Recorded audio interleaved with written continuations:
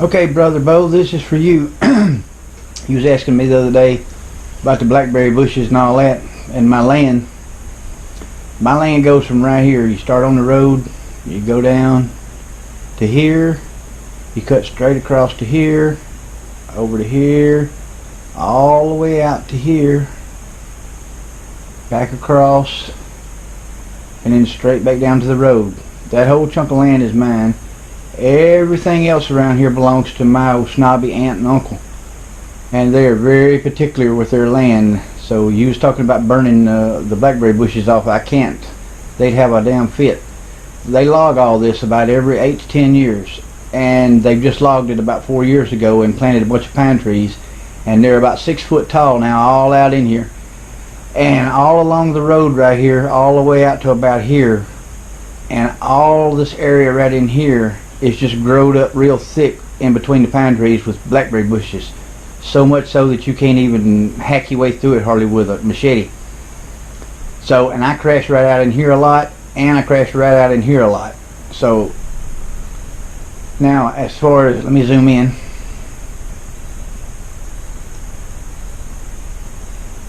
As far as the VTX goes, in the wintertime, I usually, pretty much all the time, I sit right here between these two trees and fly, or I sit right over here by this big tractor tire that you can't see, sitting right here, and I fly right from right there. I'm always sitting one of the two places usually when I fly.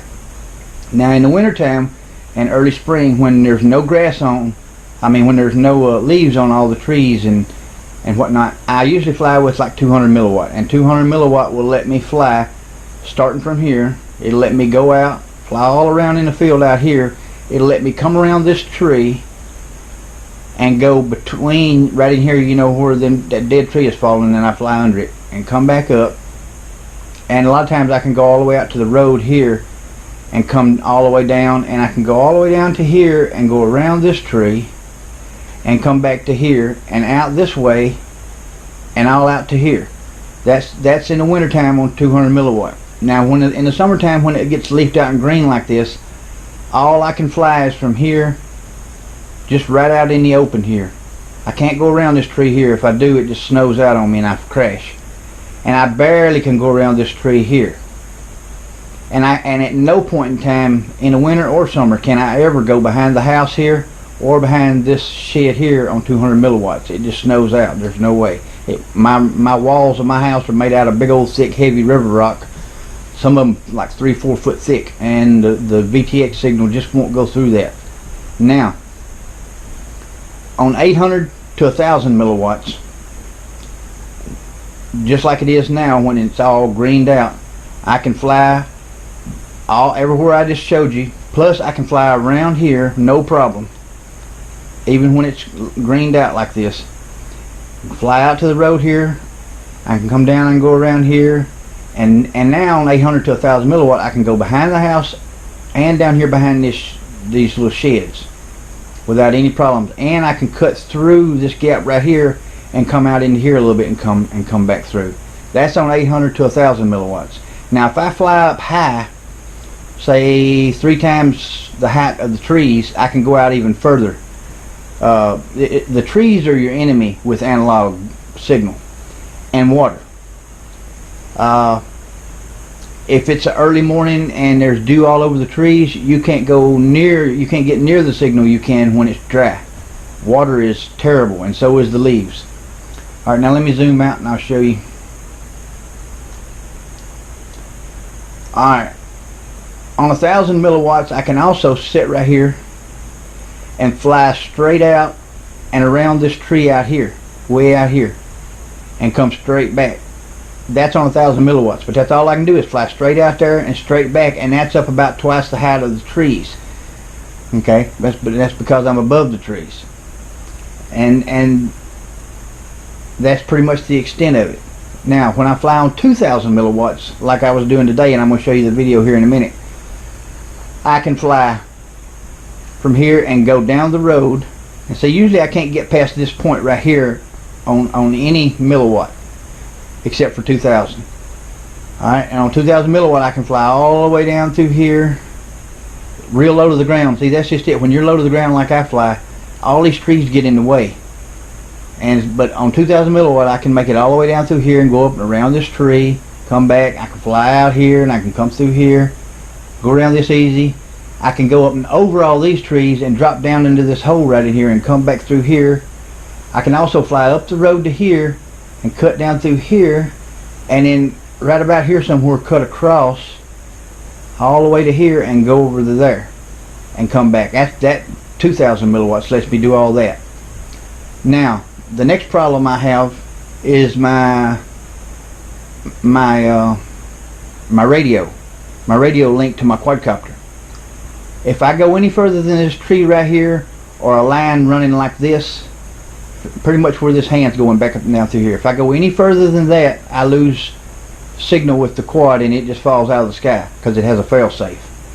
Alright, if I go any further than this line right here, because there's so many trees and stuff in the way, I have a fail-safe.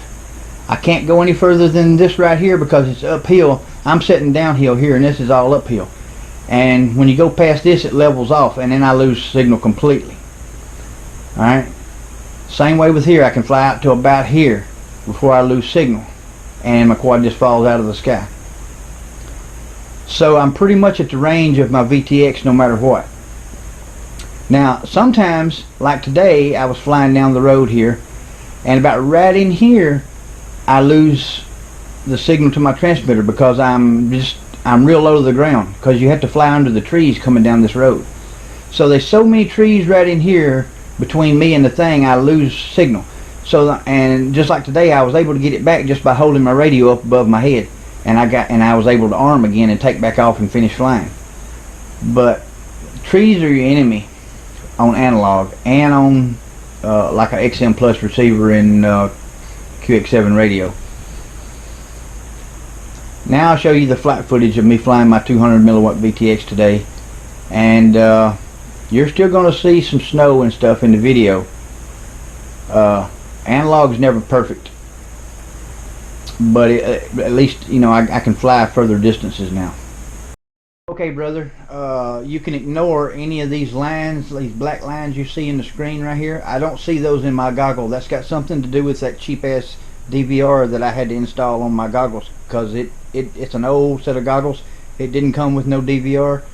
I installed it myself and it's a very cheap one. I get these black lines in the screen, so just ignore those.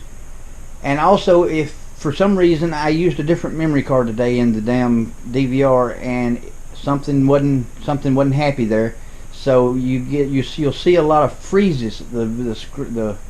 If you see the video freeze and then kind of wait a second or two and then catch back up to itself, that don't happen in my goggles. That's just something the DVR is doing that it's never done before, other than today. I don't know why. So ignore all that. Only thing you should be interested in is just notice when I go very far away or behind trees, you'll see these big white lines get in there, and breakup lines get in the screen. That's the only thing you have to worry about.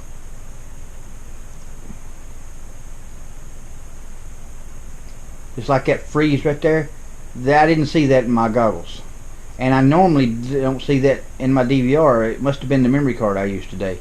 But see, I've never been able to fly all the way down to here before with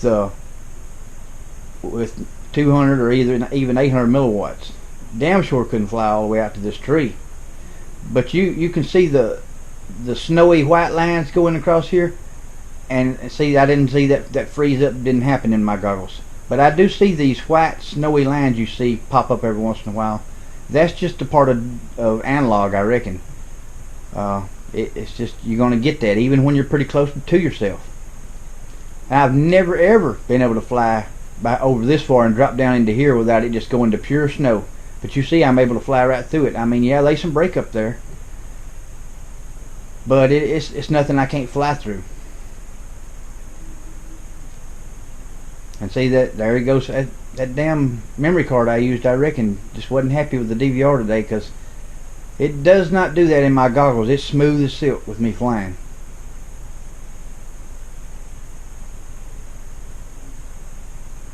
But if I go any further away from me than you seeing me fly right now around this big circle, my transmitter range will drop out, and I'll get a failsafe, and the quad will just fall to the ground.